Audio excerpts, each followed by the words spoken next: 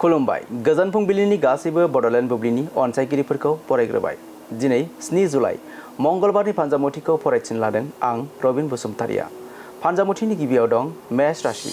गोसोआव बायदि साननाय सोमजिनो हागौ, साननानै गोसोआ बोरलाबायनो हागौ। वृष राशि। जिउआरि राहायाव मोजां खाबु मोननो हागौ, बिबाना बांगोन। मिथुन राशि। नोंथाङा आखुनि सायाव सांग्रांथि थानांगोन, साना गाज्रि। कर्कट राशि। मावनो लानाय हाबायाव बेरेखा नुजानो हागौ, सानै हयै खामानि मावनांगोन। सिंह राशि। हरखाबै देहायारि जेंना नुजाथिनो हागौ, देहाया खस्थ' मोनगोन। कन्या राशि। नोंथांनि मोजांखौ नुना बिसिया सुखुआव फैगोन, गोरोबलायनायनि सान। तुला राशि। नखरनि मोजांखौ हास्थायनानै थानसालियाव बहग बावनांनो हागौ, गोसोआव सुखु फैगोन। वृश्चिक राशि। नोंथांनि फिसाया खामानिफोराव फेलें जानो हागौ, गोसोखौ दुखु मोनगोन। धनु राशि। सुथुरा नोंथांखौ सोफै खालामनो हागौ, सांग्राङै थानांगोन। मकर राशि।